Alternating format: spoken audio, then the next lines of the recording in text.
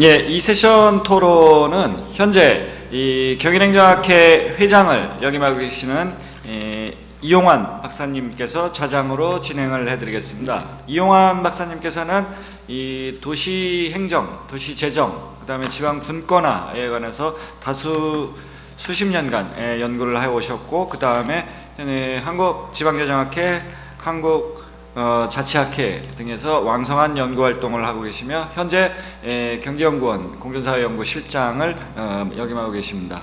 그럼 이용환 박사님께 2부 토론을 부탁드리겠습니다. 네, 안녕하십니까. 이용환입니다. 오늘 이렇게 많은 분들이 오셔가지고 화성시의 내일을 기대하시는 걸 보고 저도 이렇게 깜짝 놀랐습니다. 이 시간 지난 1세션에서는 어쩌면은 오늘의 얘기를 했는지 모르지만 이번 2세션에서는 내일의 얘기를 두 분의 발표자께서 아주 힘차게 하셨습니다. 지금 방금 소개하시면서 저를 경인행정학회장 이렇게 소개를 하셨는데, 사실은 1세션에서 발표하셨던 진세혁 교수님, 2세션에서 발표하셨던 라이문 교수님, 김종래 교수님 모두 경인행정학회장을 역임하신 분들입니다. 선배 회장님들을 모시고 이번 세션을 갖다가 운영하게 돼서 한편으로 아주 영광으로 생각을 합니다. 바로 토론으로 들어가도록 하겠습니다. 이거 토론에 앞서 가지고 토론에 하실 분들을 간단하게 소개를 드리겠습니다. 먼저 건국대학교의 정지훈 선생님이십니다. 그리고 전국시장군수구청장 협의회 이상범 박사님이십니다. 그리고 경기연구원의 박충훈 박사님이십니다. 한국지방행정연구원의 주재복 박사님이십니다. 토론의 순서는 저도 제가 생각하건대 정지훈 선생님께서 먼저 해주시고, 두 번째는 주재복 박사님께서 한번 해주시고, 다음에 세 번째로 박충훈 박사님, 그리고 맨 마지막에 이상범 박사님께서 해주시면은 감사하겠습니다. 시간은 뭐 이렇게 크게 제한은 안 드리고 하시고 싶은 얘기 다 하시면 될 것 같습니다.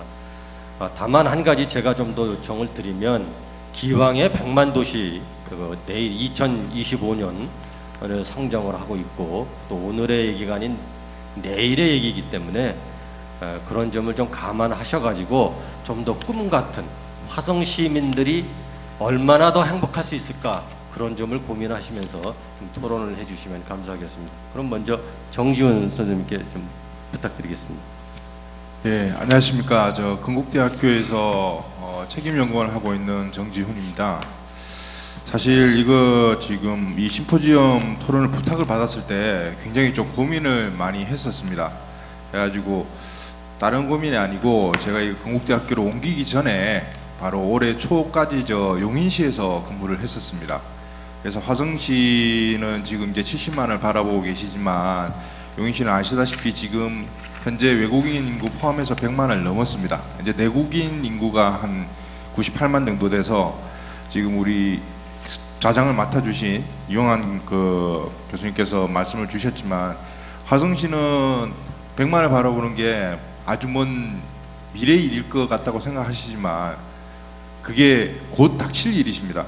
그렇게 너무 멀지도 않으실 겁니다. 용인시도 제가 있었던 한때 용인시도 경기도에서 전국에서 인구 성장률이 가장 높았던 지역이었습니다. 그 도시가 처음에 약 11년 전에 정확히 11년 전에 이런 구에 대한 행정구에 대한 공청회를 했었고, 그러한 내용들을 전개를 했었습니다. 즉 다시 말씀드리면은 이게 먼 미래의 일이 아니라 곧 닥칠 수 있는 일이고, 여기서 지금 제가 조금 말씀드린 건 조금 비슷한 상황을 느낀 게, 용인시도 굉장히 면적이 넓습니다. 화성시하고 비슷하게 용인시는 서울시 면적이 약 98% 되고, 화성시는 서울시보다 크고요. 근데 또 비슷하게 이런 행정 체계를 하시는데 보니까 도농복합형 도시입니다. 즉 농촌이 굉장히 넓고 도시는 작고 그런 형태의 비슷한 형태를 가지고 계세요. 그렇게 되니까 지금 가지고 계시는 동일한 문제점들을 용인시는 이미 겪어왔었습니다. 민원 제기하러 아니면 쉽게 얘기해서 뭐 시청에 중요한 민원을 때려가는데 정말 해가지고 민원 때려가기도 저기 끝에서 지금 보니까는 뭐 송삼읍입니까? 끝에서 여기 시청까지 오시는 거리, 양쪽에서 오시는 거리 자체가 그렇게 시민들이 불편을 느낄 수밖에 없는 그런 형태고, 그런 형태를 다진다면은 이 행정기구, 구청에 대한 신설은 주민들의 입장에서는 이게 내가 어떤 공적인 일을 처리하기 위해서 4시간을 소요를 하느냐 2시간이면 끝나느냐, 즉 시간과 돈의 문제와 직결되는 그런 생활에 굉장히 가까운 문제입니다. 그러니까 시민 여러분들께서 실질적으로 아까 지금 마지막에 두 번째 발표를 해주셨던 김종래 교수님께서 말씀해 주신 대로 논리는 저희가 머리를 쓰는 사람들이 이러한 보고서라든지 논리는 충분히 만들어 드릴 수가 있습니다. 근데 지속적으로 시민들이 왜 불편한지, 왜 그거를 해야 되는 건지, 그런 것들을 계속 요청을 해 주셔야 되고, 그런 것들에 대해서 쉽게 얘기하면 여론을 조성해 주는 힘이 가장 중요한 부분일 것 같고요. 일단은 그런 부분에서는 시민 위주의 이 행정구에 대한 얘기가 주도가 되어야 된다. 그러면 말씀을 좀 먼저 드리겠고, 그리고 여기서 이제 한 가지 조금 배제를 하셔야 될 논리들이 있는데, 중앙에서는 이렇게 행정구를 만든다 그러면은 제일 먼저 시각이 야 정원 늘리려고 그러는 거 아니야. 맞습니다. 일면.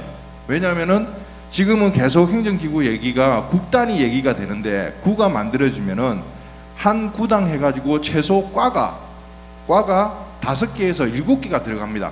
그럼 만약에 해서 3개 구가 된다 그러면은 과만 최소 5개를 한다 그러면 15개 과가 생겨요. 그럼 과장 자리가 15개가 생깁니다. 그리고 그 밑에 해가지고 밑에 그게 되니까. 그래서 일명 급속하게 성장하는 도시가 가지는 인사 적체의 문제, 그걸 해결할 수 있는 방안으로 행정구 이것들이 조금 이용이 된 측면이 없지 않아 있었기 때문에 중앙에서 아까 라이먼 교수님께서 발표해 주셨던 천안시 이후로 그런 신설되는 구에 대해서는 굉장히 조금 중앙에서는 꺼려하는 부분이 없지 않아 있습니다. 그래서 근데 이런 것들이 쉽게 얘기해서 뭐 행정적인 측면에서 공무원들을 위한 행정구다라는 시각이 들어가게 되면 도저히 이루어질 수가 없습니다. 이거는. 그래서 시민들에 대한 역할이 굉장히 중요한 부분이고요. 하위 기구를 만들면 있어 가지고 충분히 이제 화성시는 이제 커져가는 도시이기 때문에 미래를 생각을 하셔야 됩니다.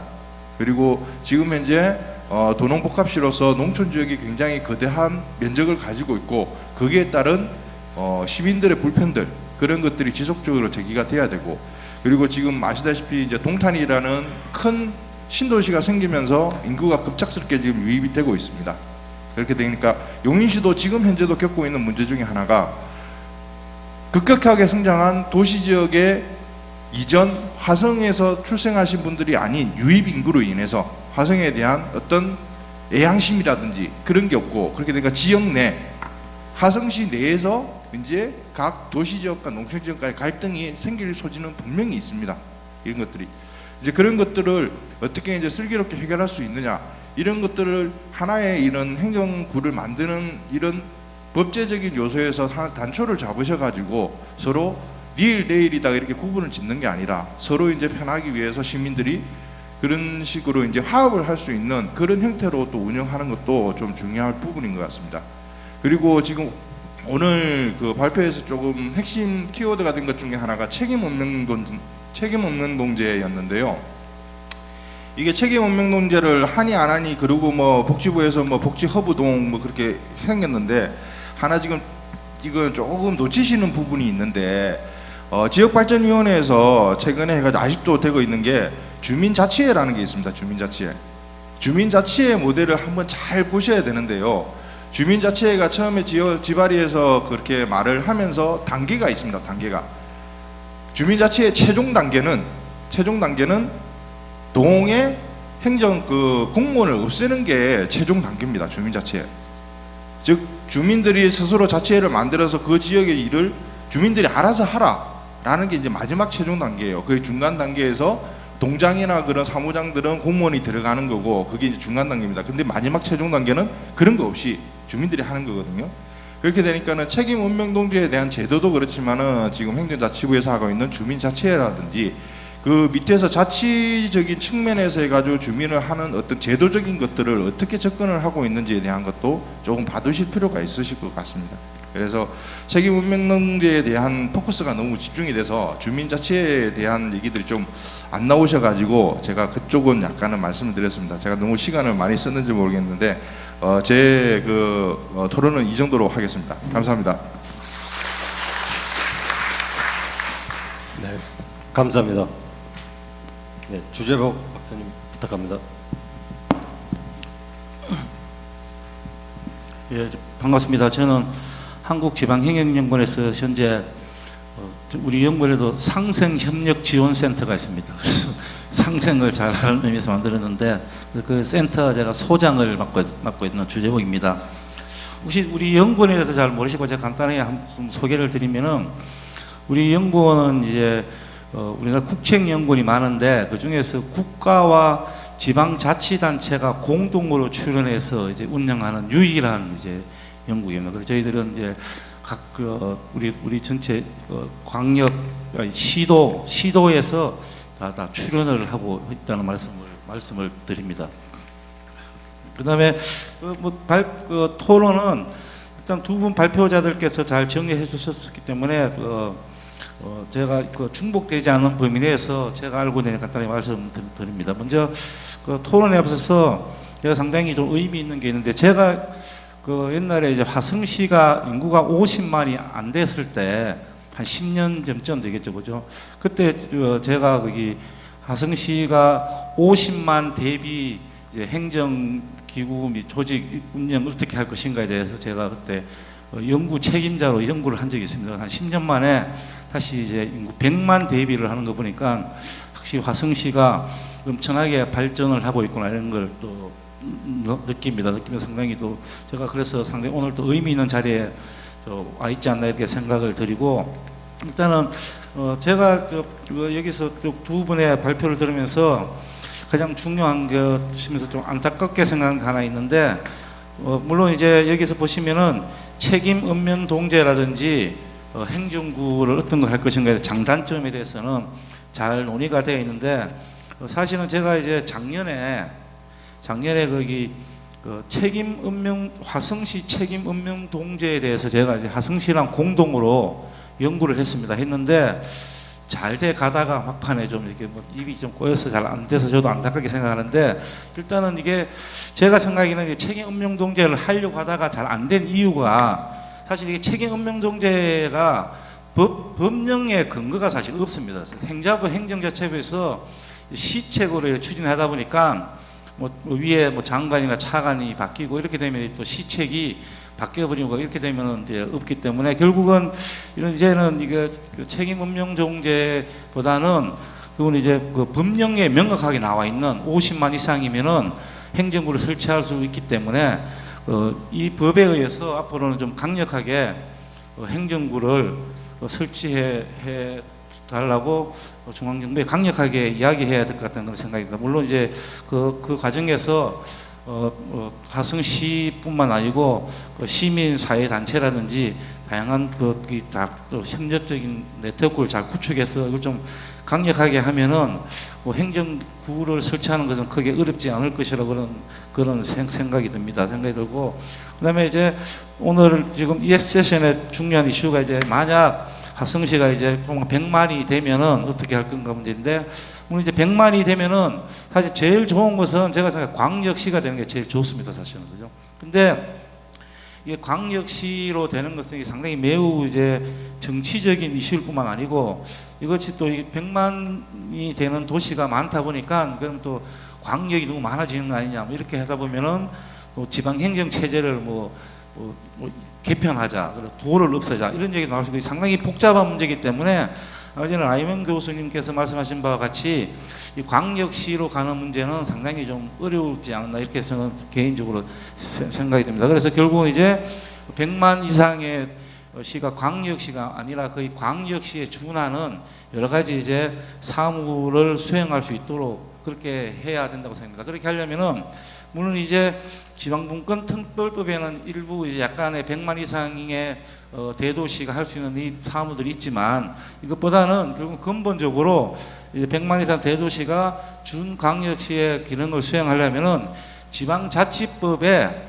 100만 이상 대도시가 수행하는 사무를 이렇게 구체적으로 이렇게 좀 제시를 해야 될 필요가 있다고 생각합니다. 그런데 그때 그걸 이제 제시할 때 아까 전에 라이몬 교수님께서 말씀하셨지만은 그걸 이제 사무 중심으로 이렇게 나열을 하면은 크게 의미가 없고 결국 이제 기능별로 해서 진짜 제대로 100만 이상 도시가 제 기능을 수행할 수 있도록 기능별로 이제 해야 된다는 거 저도 진짜 공감하고 그거와 관련해서 한 가지 말씀 제가 최근에 연구하고 있는 것이 정책까지 하고 있는 것이 한 우리나라가 2000년 이후에 중앙에서 지방자치단체로 이양이 완료된 사무가 1989개랍니다. 제가 지금 그걸 분석을 하고 있는데 사실 이제 사무별로 이렇게 하다 보니까 사실 개수는 1982개 이러면 상당히 많습니다. 그죠? 근데 실질적으로 그러면 과연 우리가 2000년도와 지금 비교했을 때 지방의 뭐 기능이나 이런 것이 많아졌는가 할 때는 뭐 큰 차이가 없는 것 같은 생각. 그래서 그걸 제가 보면서 보니까 결국은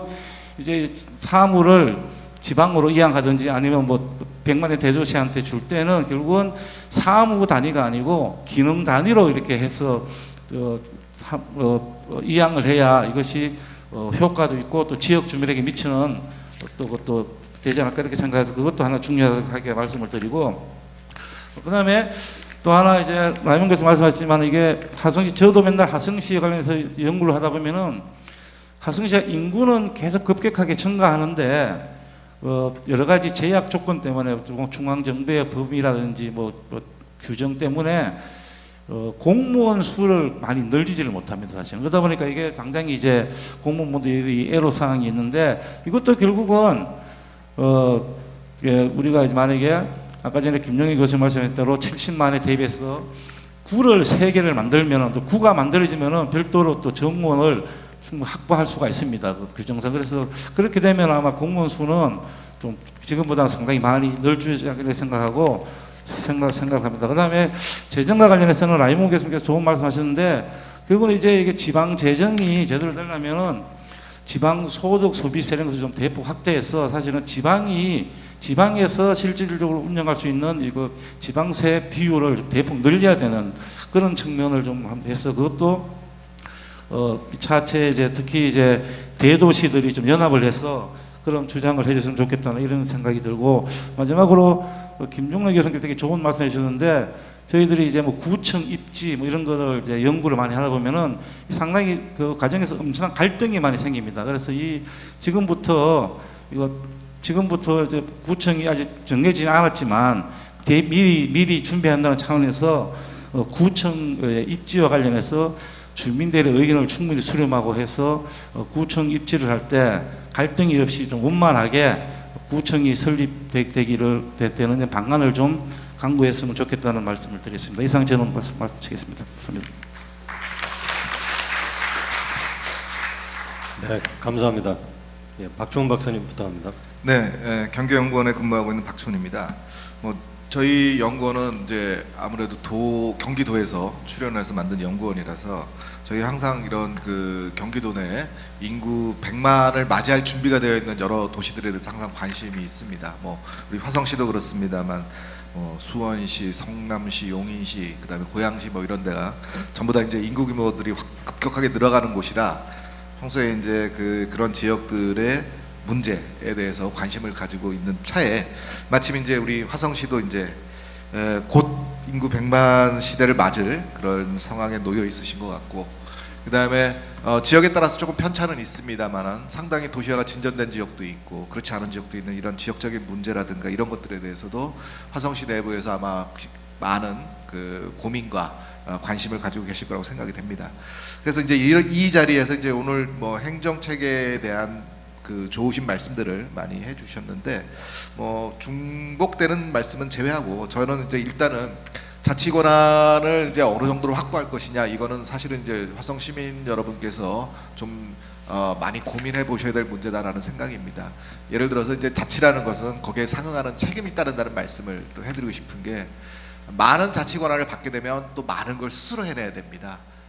권한을 적게 받으면 이제 예를 들어서 중앙정부나 경기도가 책임져 주는 부분들이 있는데, 권한을 많이 받게 되면 이제 그런 것들로부터 이제 벗어나서 화성시 스스로 해결해야 될 문제들이 많이 생기기 때문에, 과연 이제 어떤 것이 더 유리하냐, 이런 건 사실 전략적으로 학문적으로 이렇게 따져볼 게 아니라 전략적으로 한번 여러분들이 이제 고민해 보셔야 될 문제가 아닌가 생각이 됩니다.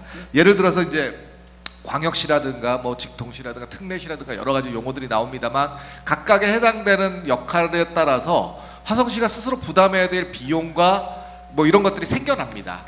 그런 것들이 이제 감내할 수 있는 수준이냐, 시민들의 입장에서 봤을 때 어떤 게 적절하냐, 이거는 이제 사실은 이제 판단의 문제가 되는 거거든요. 그래서 어떤 정도의 자치권을 확보하는 수준으로 가야 될 것이냐에 대한 정답은 없다고 봅니다. 그래서 그런 부분에 대해서 좀 많은 고민이 필요하다고 생각이 되고요.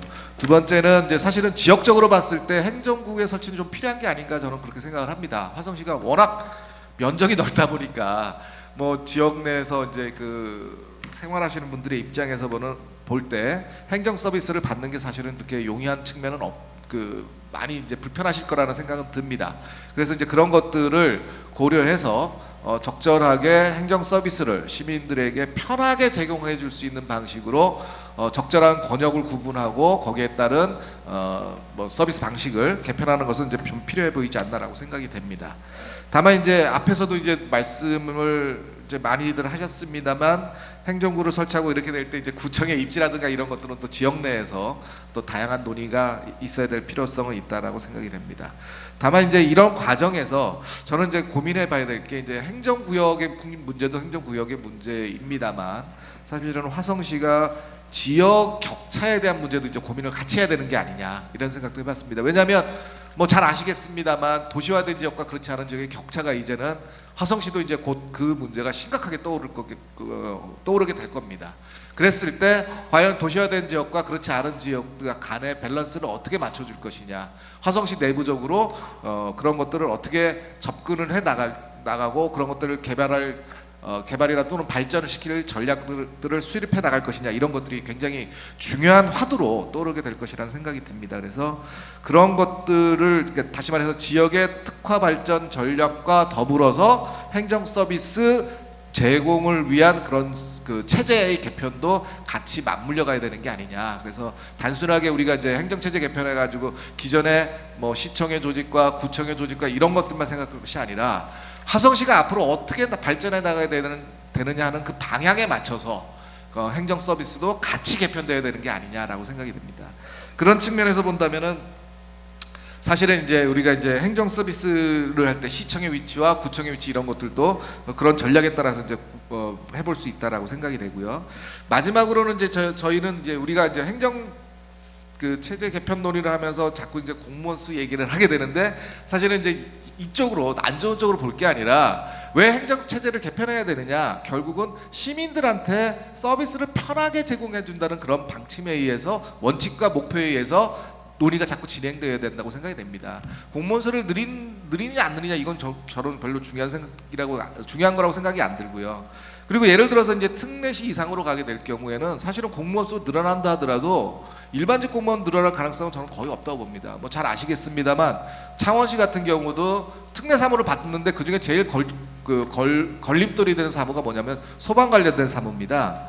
그래서 소방 관련된 사무가 늘어나게 되면 실질적으로 일반 공무원들이 늘어날 그 여지가 그렇게 많지는 또 않아요. 그래서 그런 부분들을 고민해 봤을 때 자꾸 공무원 수를 늘리냐 안 늘리냐 이런 논란을 할 게 아니라, 화성 시민들한테 얼마나 더 좋은 서비스, 지금보다 훨씬 편한 서비스를 제공할 수 있느냐, 이런 쪽으로 행정체제 개편의 논의가 맞춰졌으면 하는 그런 바람입니다. 이상입니다. 네, 감사합니다. 이상범 박사님, 좀 간략하게 말씀 부탁드립니다. 네, 안녕하세요. 전국 시장군수구청장협의회 이상범이라고 합니다. 먼저 저희 협의회를 잠깐 소개해드리면, 전국 226개 기초자치단체장님들의 협의체고요. 지방자치법 165조에 의한 법적 단체입니다. 그리고 중앙과 지방, 그리고 지방자치의 제도적 발전의 일선에서 또 저는 근무하고 있는데, 그거 관련해서 간단하게 말씀드리겠습니다. 한 세 가지 정도 말씀드리겠는데, 첫 번째 그 책임 읍면동과 관련된 말씀이 있었는데요. 이 문제에 있어서 저는 책임 읍면동제보다는 행정부 설치가 더욱 바람직하다고 생각하고 있습니다. 왜냐하면 지금 지방자치단체 일선 기초자치단체 사무는 어마어마합니다. 지금 여러분도 잘 아시겠지만은 중앙에서 바뀌는 법령 한두 개에 의해서 지방자치단체에 떨어지는 일선 공무원분들의 업무는 어마어마하고요. 그것에 의해서 자기가 하고 있는 업무가 어떤지도 모를 수 있는 정도까지 가는 그런 어떤 사례도 들었었는데요. 그만큼 그것 때문에 그런 부분에 있어서 시민들에 대한 우리 또 행정 서비스들이 많이 저하될 수 있기 때문에, 단지 이 문제가 행정부를 가는데 과연 인력과 그리고 그다음에 어떤 조직을 늘린다는 그런 측면에서만 바라볼 게 아니라, 인력을 줄이는 것이 과연 효율적인가, 즉 부분은 참이지만은 전체적으로는 부의 효과를 낼 수 있는 어떤 그러한 의미를 갖고 있기 때문에 행정부로 가는 것이 좀 좋은 바람직하지 않은가 이렇게 생각을 하고 있습니다. 두 번째로 직통시와 관련된 문제인데요. 사실 시장군수구청협에서 저희가 많은 건의도 하고 여러 가지 건의도 했습니다. 자치조직권과 관련해서 기존 인건비 내에서 조례 조직권 위임에 대한 건의도 많이 했었고, 그 다음에 지방재정 확충 관련된 여러 가지 건의도 했었지만은, 결국 이런 모든 문제들 중앙정부의 어떤 자기들의 어떠한 그 갖고 있었던 권한의 문제이기 때문에 이렇게 배분되기가 굉장히 어려운 걸로 알고 있습니다. 따라서 이런 문제가 있기 때문에 저는 개인적으로 그리고 학자적으로서 화정시가 2025년 100만이 됐을 때 동시로 가는 것이 가장 바람직하다고 생각하고 있습니다. 그런 측면이 있기 때문에 지금의 창원시와 그리고 수원시와 봤을 때 많은 차이가 있습니다. 그 이유는 결국 무엇이냐면 특별법이냐 특별법이 아니냐는 차이거든요. 따라서 법률적 측면에 들어갔을 때 직통시 갈 때 현행 지방자치법상 제도적 특례를 개정하는 것보다는 새로운 법적주의를 가지는 자치단체로서 창설하는 방안으로 전략을 가지는 것이 가장 중요하다고 생각하고, 그런 방향으로 다른 자치단체 협력하는 것이 반드시 필요하다고 생각하고 있습니다. 끝으로 재정특례 설계 시 반드시 생각해야 될 것, 아까 우리 라임 교수님이 말씀하셨던 사무가격 환불 원리 같이 사무이항과 재원이항의 동시적 원칙성에 따라서 반드시 이항이 돼야 된다고 생각하고 있습니다. 그런데 지금의 경험을 봤을 때 우리가 지금 겪고 있는 가장 큰 문제점, 재정적 문제가 뭐가 있냐면 위임사무, 국고보조 매칭, 복지사업이 세 가지가 갑작스레 들어왔기 때문에 지방재정이 갑작스레 어려운 그런 상황이 됐는데, 이런 것들이 지금 2025년에도 동일하지 않다고 보기 어렵습니다. 왜냐, 경험칙상 2005년도 분권교부세가 신설됐을 때 동일한 어려움이 10년 지난 다음에 있었거든요. 그렇다면은 앞으로 2025년에 우리가 맞아야 될 세계는 인구 절벽과 그리고 초고령화 시대에 당도하게 되기 때문에 거기에 관련된 재원이 엄청나게 많이 투입되리라고 생각하고 있습니다. 따라서 이거 관련된 반드시 중앙과 지방, 또 지방 간의 어떤 재정 조정 제도 반드시 바뀌어야 될 것 같고요. 그런 의미에서 화정시가 직통시에 갔을 때 꼭 같이 가기 위해서 여러분들이 꼭 같이 전략적으로 가야 될 것은 지방 재정 제도가 전반적으로 바뀔 수 있도록 하는 방법인데, 그다음에 두 가지 말씀드리면은, 첫 번째는 자주재원 확충이죠. 지방 세원을 더 증설할 수 있는 방안을 가야 되는 것인데, 교수님 말씀하신 대로 약속받은 소비세와 그리고 지방 소득세가 기간 세원이 될 수 있도록 전략을 짜야 되고, 두 번째는 보통 교부세가 반드시 증액이 돼야 됩니다. 왜냐하면 보통 교부세 증액이 안 되면 일부 자주재원이 확충되지 않는 일부 지역에서 반발이 있을 수 있기 때문에 증액할 필요가 반드시 있는데, 그 경우 지금의 가장 큰 대안은 현재 우리의 재원이랑 똑같은 균특회계가 있기 때문에 그 재원을 갖다 보통교부세 오는 방법도 여러분 생각해 볼 수 있습니다. 따라서 이러한 여러 가지 측면적인 논의로서, 전략적인 측면으로서 나갔을 때 화성시가 직통시로 가고, 또는 대도시 특례로 대도시 어떤 그러한 역할을 할 수 있는 그런 바람직한 방향을 가지 않을까 생각하면서 이상 마치겠습니다. 네, 감사합니다. 시간이 많이 지체돼 가지고 하실 말씀이 많은데 이렇게 단축해서 요약해서 말씀드리라고 부탁을 드려가지고 아주 죄송하다고 생각합니다.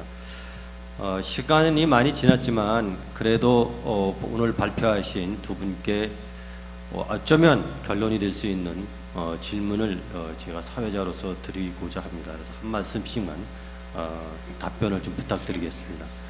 오늘 1세션, 2세션 그리고 시장님도 굉장히 웅대한 비전을 말씀을 해주셨습니다. 그러면 오늘 이렇게 논의를 많이 했는데 화성 시민들은 얼마나 더 좋아지겠습니까? 이 질문에 대해서 두 분의 발표자께서 답변을 좀 부탁드리겠습니다. 먼저 라이먼 교수님. 차라리 논문을 하나 쓰라는 게 나을 것 같은데. 예, 뭐 사회자가 시키면 시키는 대로 하는데 그 전에 제가 아까 우리 주재복 박사님이나 이렇게 토론자분들이 말씀드린 거 간단하게 좀 말씀을 드리고 좀 답변을 하겠습니다. 1982건이 중앙정부로부터 지방으로 이양이 됐다라고 말씀을 하셨고요. 저도 자치발전위원회에서 이제 과제를 받아서 수행을 해서 작업을 했었습니다. 근데 제가 놀랬던 것은 돈을 안 줬더라고요.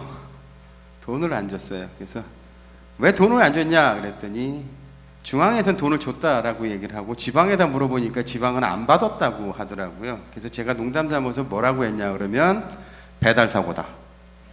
중앙은 줬다는데 지방은 안 받았다 그런다. 그럼 누가 먹었다. 나 이거 고발할 거다. 라고 농담을 했었습니다. 근데 중앙은 교부세로 줬다 그러고 지방은 교부세 용도는 지방은 교부세 용도는 그게 아니기 때문에 받지 않았다라는 거죠. 사실 맞지 않죠. 기능을 넘기면서 교부세를 주는 것은 맞지 않습니다. 그러면 불교부 단체는 어떻게 하라고요? 말이 안 되는 거죠. 이제 이런 것들입니다. 그러면 화성시가 인구 100만이 된다라고 하면은 제가 주장했던 것처럼 그것이 직통시 형태가 되든 아니면 다른 명칭이 되든 간에 어떤 다른 형태의 대도시 형태가 된다라고 하면 결국은 제가 주장했던 것처럼 중앙으로부터 기능이 또 넘어올 거고 도로부터 기능이 또 넘어온다라고 하면 돈, 인력, 기구 또 안 준다라는 겁니다. 이런 상태가 계속 지속이 된다고 하면 화성시와 같은 대도시들은 힘만 들고 일을 못해요. 결국은 행정 수요를 대처해 나갈 수가 없어요. 그 기능을 수행할 수가 없습니다. 그래서 제가 아까 주장을 했던 게 사무가격 환불 제도라는 것을 도입하자라고 주장을 했던 겁니다. 법제화해야 됩니다. 법에다 넣어버려야 돼요. 확실하게. 그래서 지방재정법이든 지방자치법이든 넣어가지고 돈 받아내야 됩니다. 인력 받아내야 됩니다. 기구 받아내야 된다라는 거죠. 또 하나는 지금 화성시는 제가 분석해 본 바에 의하면 다른 자치단체에 비해서 공무원 인건비 비율이 굉장히 낮아요. 50만 이상 대도시에 비하면 굉장히 낮습니다. 이건 뭐냐면 기준 인건비를 상향 조정할 수 있는 여지가 굉장히 많은데 화성시가 낮다라는 거거든요. 그 얘기는 뭐냐면 공무원 수가 작다라는 거예요. 그러면 공무원 수를 늘려줘야 되거든요. 그러면 결국 하부행정기관을 늘려줘야 됩니다. 설치를 해서 그 문제를 해결해야 돼요. 이래야지 행정 수요를 충족시킬 수가 있는 거예요. 앞으로 화성시가 70만, 100만 계속 가게 되면 행정 수요는 계속 늘어날 수밖에 없어요. 현재 있는 공무원 업무 부담 때문에 역량 강화도 못하고 아무것도 할 수가 없어요. 그러면 아마 공무원 안 하려고 그럴걸요. 너무 힘듭니다. 그러고 나서 그분들한테 행정 서비스 요구하지 마십시오. 내부 업무 처리하기도 바쁜 거죠. 그러면 결국 공무원 수 늘려야 된다는 거죠. 언제까지 잡고 있을 수 있는 사항이 아니라는 겁니다. 그래서 이 문제도 해결을 하셔야 될 거다라는 거죠. 그 다음에 아까 말씀하셨던 것처럼 재정 문제 하나, 우리 아까 이상범 박사님 말씀하셨던 게 저 전적으로 동의하는 게 뭐냐면 중앙과 지방 간의 관계에서 하나만 더 말씀을 드릴게요. 소득세, 소비세 줘야 됩니다. 지방자치단체에 줘야 돼요. 주고 나서 격차가 벌어질 수 있어요. 벌어지고 나면 지방교부세라는 격차 조정 기능을 하는 지방교부세라는 아주 좋은 제도가 있어요. 그러면 그거 인상해서 조정하면 되거든요. 그래서 그렇게 해결을 하면 되지 않을까라는 그런 생각이 듭니다. 그래서 이런 말씀을 드리고요. 제가 오늘 그 토론회를 통해서 느꼈던 것 중에 하나는 이런 대안이 현실화가 되면 저는 이렇게 생각을 합니다. 화성시에 아마 우리가 오늘 토론회를 통해서 나왔던 대안들이 현실화가 되면 화성시에 다양한 기업체들이 유치가 될 것이고요. 그러면 아마 고용 창출 효과가 생길 것이고 그리고 소득 창출이 생길 것이고 소비가 활성화될 것이고 지역 경제가 활성화될 것으로 생각이 됩니다. 이렇게 된다고 하면 그러면 화성시의 잠재적 지역 역량은 점점 강화가 될 것이라고 저는 생각을 하고 있습니다. 그리고 그 과정 속에서 공무원들이 충원이 되고 공무원들의 역량이 강화가 된다고 하면 아마 공무원들이 역량이 강화되기 때문에 주민들에 대한 서비스 수준은 점점 더 높아질 것이고 주민들은 만족하는 그런 행정들이 만족 수준이 높아질 것으로 생각이 됩니다. 그렇게 되면 아마 화성시는 하나가 되는 도시가 되지 않을까라는 그런 생각을 합니다. 감사합니다.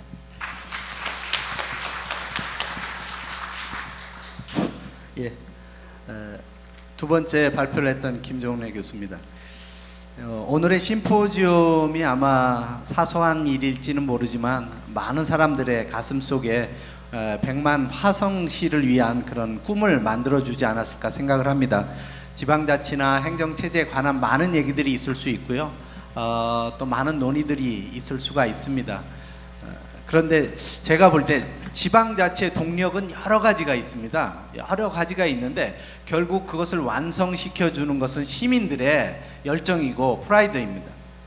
화성 시민으로서 화성에 대한 자부심, 내일은 내가 하겠다는 강력한 의지, 그리고 그런 의지들이 서로 분열되지 않고 결집이 될 때, 그런 정치적 의사가 통합이 될 때 바로 화성시는 원하던 특례시든 아니 광역시든 남들은 못한다고 할 때 그것을 해낼 수 있다고 생각이 되고요. 그리고 시장님은 아무래도 행정적인, 법률적인 기속행위를 할 수밖에 없어요. 법에 따라서 행동을 해야 됩니다. 그러나 그런 법을 만드는 사람들은 국회의원들입니다. 따라서 화성 시민들께서는 전략적으로 국회의원들을 적극적으로 활용하셔야 되고요. 제가 만약에 아주 단순한 자문이지만 차기 경기도지사를 뽑을 때는 우리를 행정구를 만들든 아니면은 직통시를 만들어주든 아니면 광역시를 만드는데 노력해라, 그러면 표를 주겠다라고 하면 아마 차기 도지사는 그렇게 노력하지 않을까 생각을 합니다. 현재 도지사는 화성시가 광역시로 빠져나가는 거 결코 좋아하지 않습니다. 그러나 다음에 차기 권력을 위해서면 아마 양보할 수도 있을 겁니다. 그런 식으로 전략적으로 행동하셔야 됩니다. 여러분이 진짜 원하는 게 화성시의 멋있는 행복한 미래인지 나 개인의 기분이나 아니면 우리의 그 작은 파벌의 이득인지 그런 거에 대해서 진지한 고민을 하시고 정말 화성을 사랑하신다면 화성의 발전의 동력은 여러분의 순수한 열정이라고 그렇게 말씀을 드리고 싶습니다. 그래서 멋진 화성시를 만드는데 오늘의 심포지움이 작은 그런 전환점이 됐으면 하는 바람으로 그런 바람을 전하면서 제 말씀 마치겠습니다. 감사합니다. 네, 감사합니다. 그럼 이 세션 이것으로 마치도록 하겠습니다. 예. 예, 질문 하시겠다고요? 예. 저 홍진환이라고 그럽니다. 오늘 사실 많은 교수님들이 좋은 자리 만들어 주신 데 대해서 진심으로 감사하고요. 14분의 교수님들이 참 많은 연구를 해서 발표를 해주셨다고 그럽니다. 생각을 합니다. 그런데 주민의 소리 한마디쯤은 듣고 가셔야 되는 거 아닌가 해서 제가 마이크를 잡았습니다. 우선 지방 분권 시대에 지방자치 권한에 대해서 많은 말씀들을 주셨습니다. 그런데 제가 오늘 이 회의 심포지움을 보니까 사실 국회의원님들도 일찍 가시고 시의원님들 하나도 안 보이시고 아까 어느 교수님이 지방자치에는 그만한 권한도 있지만 의무도 따라야 된다라고 아주 공감합니다. 근데 어떻게 의원님들이 하나도 안 보이셔서 이게 견제하라고 의원들 뽑아놨는데 시민들이 허수아비 노릇한 거 아닌가 그런 생각이 들어서 좀 안타깝다라는 생각이 들고요. 두 번째로는 오늘 총체적인 그 말씀들의 핵심은 70만 100만이 되건 간에 행정체계를 바꿔야 된다. 거의 거기에서 주류를 이루는 게 행정구 말씀을 하시고 그다음에 책임 읍면 동제, 그다음에 뭐 주민자치위원회까지 이렇게 말씀들을 주셨는데 사실 여기 45페이지에 분석 비교한 자료를 보니까 이거 가지고 제가 보기엔 주민들이 어떤 행정 체계가 우리에게 필요한 건지 난 도저히 알 길이 없을 것 같아요. 제가 보기에는 이 심포지움이 오늘로 끝날 것 같지는 않습니다. 뭐 수없이 반복해서 주민의 소리를 듣고 또 제일 문제시 하시는 게 주민들 간의 갈등이라고 말씀 주셨어요. 그래서 제가 보기에는 여기 이렇게 늦게까지 남으신 분들이 연령대를 보니까 다 40, 50대 젊으신 분들이에요. 화성지의 일꾼들이시고 또 화성을 짊어지고 나갈 분들이라고 생각을 해서 갈등을 최소화시키는 건 많이 아는 것이다. 이렇게 결론 내리고 싶고요. 그래서 다음 이런 모임이 있을 때는 뭔가 좀 비교 분석 자료를 여기 제가 보기에는 행정 서비스의 질이 어떻게 변화될 건지 그런 부분에 대해서도 좀 기술이 됐으면 하고요. 재정적인 뒷받침은 어떻게 마련돼야 될 것인지 이런 부분들도 좀 첨언해 주셨으면 하는 바람에서 몇 말씀 드렸습니다. 고맙습니다. 네, 감사합니다.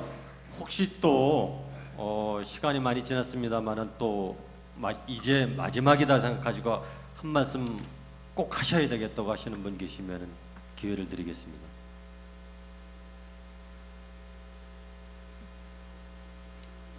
예, 저기 선생님. 박갑순이라는 사람입니다. 그 여러 교수님들이 그 전문가로서 그 많은 얘기를 해주셨는데 실제로 제가 여기서 다루지 못한 부분이 한 가지 있어서 한번 말씀을 한번 드려보겠습니다. 아까 박충훈 그 연구원님께서 그분이 딱 한번 지역 격차 문제에 대해서 제시를 하셨더라고요. 근데 사실은 우리 주민 입장에서는 행정 서비스가 구가 설치하고 하는 거는 사실은 우리 주민이 볼 때는 약간은 좀 행정 서비스는 거리감이 있습니다. 왜 그러냐면 지금 현재 기반시설이 화성시에서 전혀 안 된 부분이 굉장히 많습니다. 이 부분을 학자로서의 논리적인 그것만 보지 말고 실제로 생활 속에서 들어가서 우리 화성 시민들이 불편한 점을 한번 보셔가지고 그거 연구 발표를 하시는 게 그 부분에 빠지지 않은 게 많습니다. 예를 든다면 팔탄면, 우전면, 뭐 향남면, 뭐 양감 이런 데는 사실은 도시기반시설이 전혀 전무합니다. 저는 40년간 도시 생활하다 고향에 와봤더니 이거는 60년대 행정체제는 구구다 뭐 여러 가지 어휘가 난무하지만 실제로 생활해 있는 법은 아직도 니아갓길 자전거길을 가는 데 있습니다. 소방도로가 안 돼 있습니다. 이거는 현실에 사는 데는 굉장히 중요한 문제입니다. 이 문제를 더 아픈 바닥에 있는 민심을 더 많이 연구를 하셔가지고 그런데 탁상 공론이 아닌 연구원 저도 행정학을 과거에 공부를 해봤지만 실제로 현장에 나가서 정말로 부족한 부분을 여기 시장도 계시지만 시장님한테 자물 접촉 이런 부분을 소외된 부분이 많으니까 시장님을 이해시키고 설득시켜서 시장님의 마인드를 바꿔서 그런 거를 좀 해주셨으면 하는 바람에서 두서없이 말씀을 드렸습니다. 그 부분에서 더 많이 좀 연구 좀 하셔야 될 것 같습니다. 밑바닥에 있는 민심이 더 그 부분이 좀 미약한 것 같아서 제가 진짜 한번 말씀드려봤습니다. 고맙습니다. 감사합니다. 사실은 두 분의 말씀이 사회자가 마지막으로 하고 싶었던 말을 두 분께서 대신 해주신 것으로 이렇게 판단을 하겠습니다. 시간이 너무 많이 지체되었기 때문에 이번 세션은 이것으로 마치는 것이 좋을 것 같습니다. 여러분 장시간 고생하셨습니다. 감사합니다. 예, 이상으로 이 세션을 마치도록 하겠습니다. 오늘 이용환 이 주제 토론 좌장을 맡으신 이용환 박사님을 비롯해서 두 분 발제하신 교수님, 그 다음에 네 분 토론자님께 다시 한번 큰 박수를 부탁드리겠습니다. 오늘 100만 도시 대비 화성시 행정체계 구축 심포지엄이 공식적으로다가 기본적인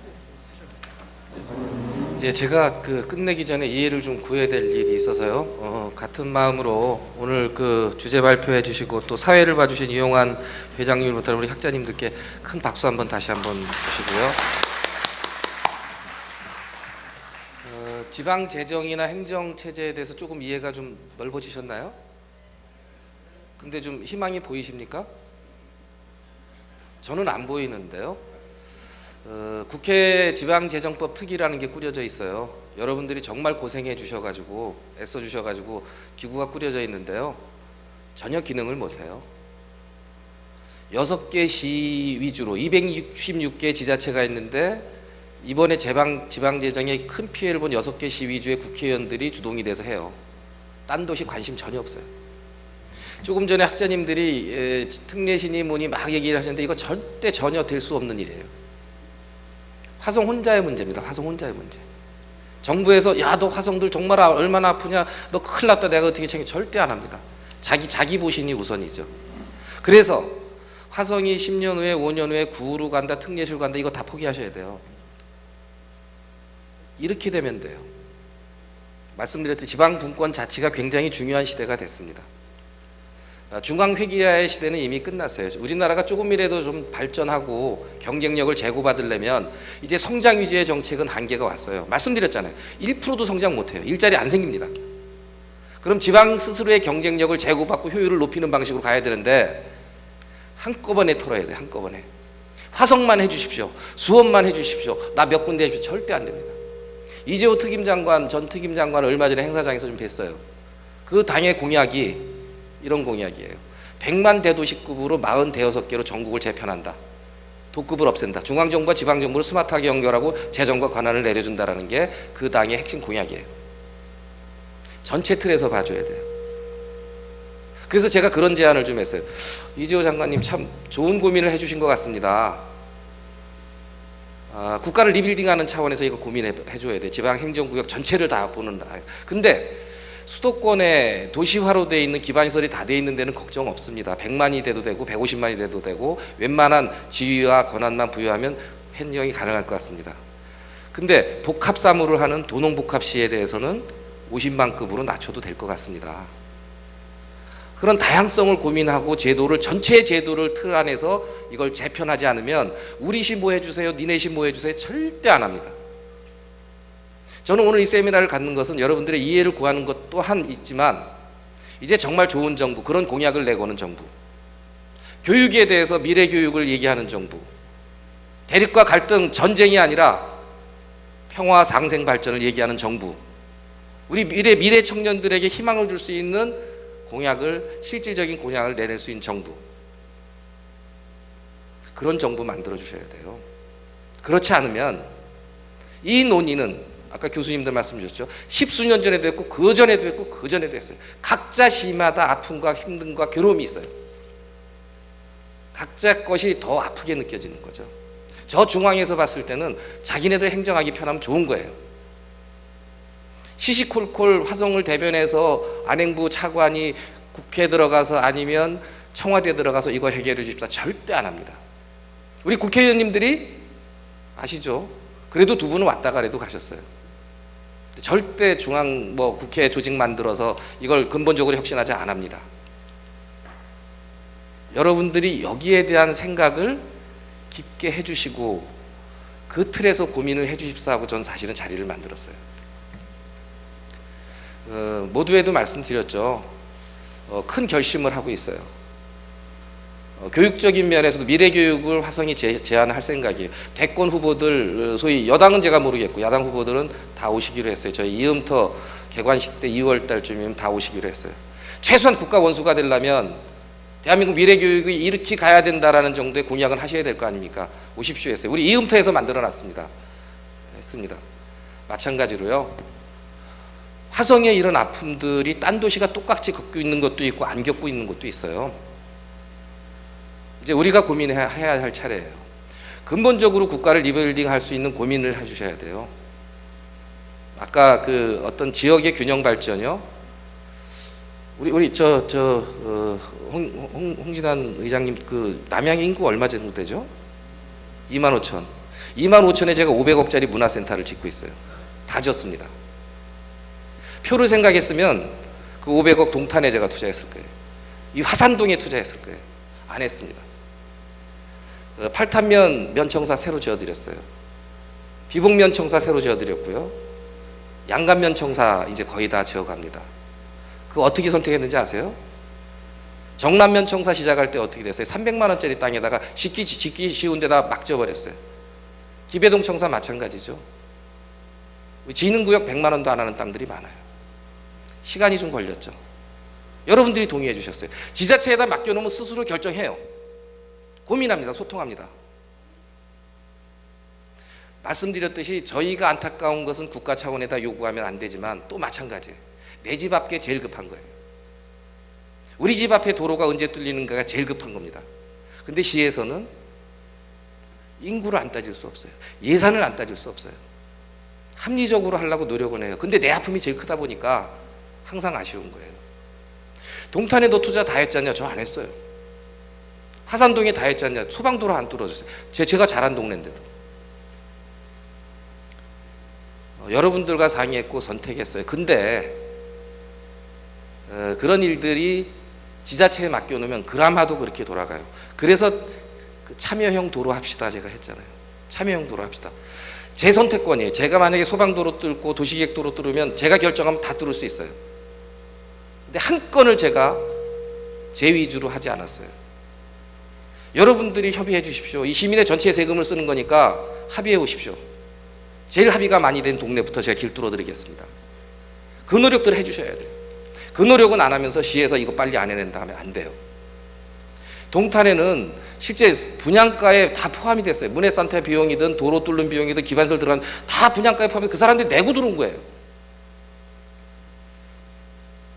지금 이신도시 같은 경우에는 그런 것을 안 해줘요. 옛날에 이신도시는 해줬어요. LH공사가 협력기금으로도 해줬고 지원금도 줬어요. 근데 이신도시는 우리 돈으로 하랍니다. 아까 말씀드렸죠. 한 8천억이 넘게 들어가요. 근데 신도시에는 나중에 주민세로다가 훨씬 많이 들어와요. 영구적 비용으로. 당장 기반시설에는 지금 들어가요. 근데 화성이 계속 세수입을 올리려면 사는 사람 주민세가 많이 들어와야 되는데 지금 당장 투자는 될지 몰라도 영구적 비용이 많이 들어와요. 근데 우리 동부지역, 서부지역 같은 경우 어떻죠? 실제 세수익 얼마 안 들어옵니다.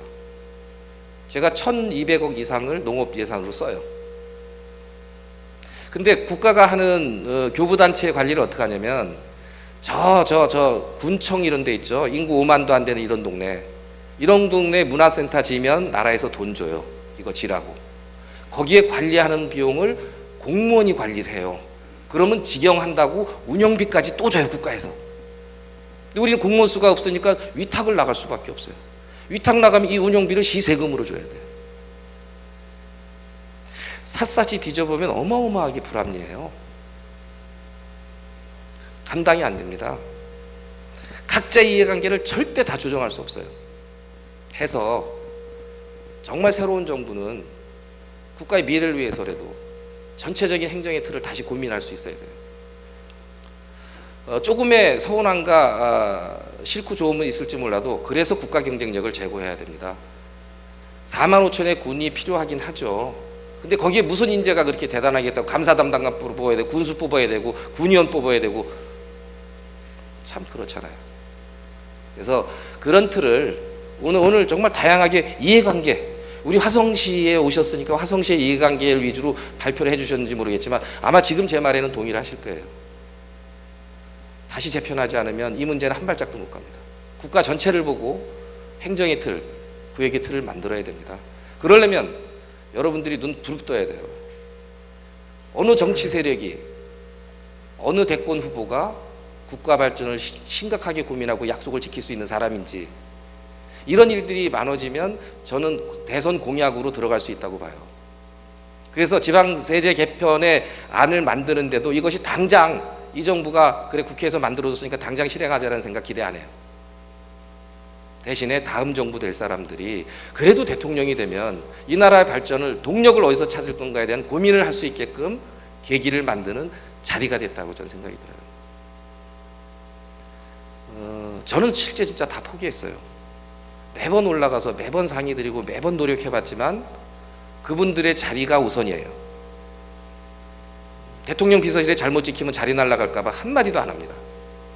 그래놓고 한 번에 엎어버리고 복지허브로 하겠다라는 거예요. 그래서 복지허브 내용이 뭡니까? 저한테 주십시오. 저 그래야 대비할 거 아닙니까? 책임운동은 규모가 요만한데 복지허브는 얼마나 해야 제가 땅을 미리 준비하고 몇 평을 준비하고 어디다 준비하고 몇 개가 생깁니까? 지금 계획 중이다. 기다려봐라.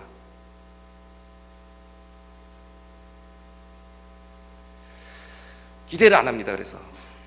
그래서 제가 최종 결론은 이래요. 어디까지 감내하실래요, 여러분들은? 자, 1340억 무조건 내년에 날아가게 생겼습니다. 최소한 총액 인건비라도 좀 늘려주면 일선에 들어온 민원들이라도 좀 제때 처리하는 3만 건이 들어옵니다. 건축허가가 3만 건. 경상남도 전체가 들어오는 건축허가 물량보다 화성이 더 많이 들어와요. 3만 건. 공무원 하나당 300건씩 처리해요. 토요일 일요일 빼면 하루에 한 건씩 처리해야 돼요. 그럼에도 불구하고 노력 안 해줘요. 안전행정부는 지방자치가 잘 원활히 돌아가도록 도와주기 위해서 있는 구조예요. 행정기관이에요. 근데 결코 그렇게 안 합니다. 우리 공무원도 아마 그럴 거예요. 우리 시민들 찾아와서 뭐 좀 해달라고 그러면 자기네들이 먼저 다칠까 안 다칠까를 먼저 고민할 거예요. 너무 죄송스러워요. 막 불친절해요. 제가 봤을 때도. 일에 치여서요. 우리 육급 팀장님들 한 달에 한 명씩 쓰러져요. 패 죽이고 싶어요. 올라가서 저놈들을. 근데 어디까지 참아주실래요? 전 그래서 조직 재편해놨어요. 제가 감옥에 갈지 어떨지는 모르겠어요. 만약에 저희가 요구하는 지금 이 정부가 구청을 해주겠다, 책임운명동 해주겠다, 복지하겠다 절대 할 능력이 못 되는 정부예요. 대신에 총액 인건비라도 늘려주면, 다만 우리가 만족하는 100%가 아니라 50%라도 좀 늘려주면 어떻게 지지고 볶고 해볼 테니까 합의하자. 그러고 내년 되면 재정이 또 왕창 늘어납니다. 내후년 되면 입주가 늘어서요. 우리 교부단체 가지 말게 하라. 그냥 불교부단체로 남아 있을게. 200~300억 우선 뜯길게. 400~500억 뜯길 테니까 우리 그냥 옛날처럼 우리가 스스로 알아서 결정하고 상의하고 우리가 노력해보게끔 놔둬라. 교부단체가 뭐냐면요, 정부에서 주는 돈 그것만 집행해야 돼요. 그 사업만 해야 됩니다. 그리고 그걸 좀 아껴서 돈을 좀 모아서 딴 데다 쓰려고 그러면 돈 뺏어가요. 그리고 너 작년에 남았잖아. 그 다음엔 또 그만큼 깎아버려요. 이게 교부단체예요.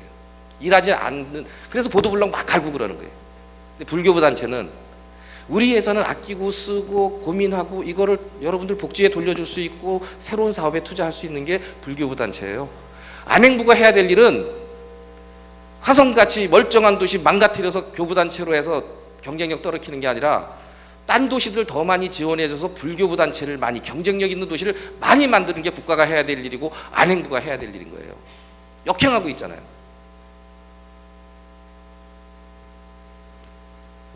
정말 최종 결심을 합니다. 제가 군공학 문제도 정말 쉽지 않아요. 너무 힘들어요.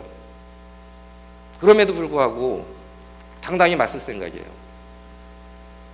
내년에 제가 이 두 가지 총액 인건비 저희가 100%는 아니지만 저희가 그래도 최소한의 행정, 서울시가 해양수산 행정을 해요? 서울시가 농정 행정을 합니까? 서울시가 일 많은 기업 관리를 해요? 우리는 그거 다 하고 있어요. 그래도 조금만 더 주면 화성에는요 여직원들이 많이 뽑히잖아요. 우정장안으로 발령 안 낼 수가 없습니다. 교통이 안 돼 있고 주택이 안 돼 있다 보면 휴직을 해버려요. 그래서 딴 도시보다 휴직비율이 굉장히 높아요. 안 그래도 모자란데. 조금만 더 주십시오. 그러고 우리 스스로 알아서 할 수 있게 불교부단체로 남겨만 주시면 제가 참고 하는 데까지 해보겠습니다. 그렇지 않으면 모든 것 중앙정부가 직접 하십시오. 제가 어르신들한테 마저 죽는 한이 있어도 노령연금 지급 중단해 버릴 거예요. 그리고 여러분들 일선 행정에 다 한 200명 뽑아서 중앙정부가 직접 하게, 그 대단하시 능력 있는 분들이 직접 와서 선거 사무도 하고 조류독감 터지든 AI가 터지든 본인들이 소대지 다 잡고, 우리는 정말 여러분들이 필요한 일선 행정을 할 생각을 해요. 만약에 제가 그렇게 하면 감내해 주시겠습니까? 불편하다고 체인석이 싣기 그렇게 하시겠습니까? 제가 가진 마지막 권한, 도저히 아무리 얘기하고 쫓아다녀도 전혀 귀하나 솔깃하지 않는 이게 현실이에요. 그래서 오늘 나온 얘기 너무 기대가 크실 일도 아니고요. 대신에 우리가 그런 정도의 처지에 있었고 우리만이 잘 되자가 아니라 대한민국이 잘 되자라는 생각으로 가지고 이 문제를 바라봐 주셨으면 하는 마음을 가지고요. 오늘 마지막까지 경청해 주시고 또 같이 고민해 주신 점에 대해서 진심으로 감사드립니다. 고맙습니다.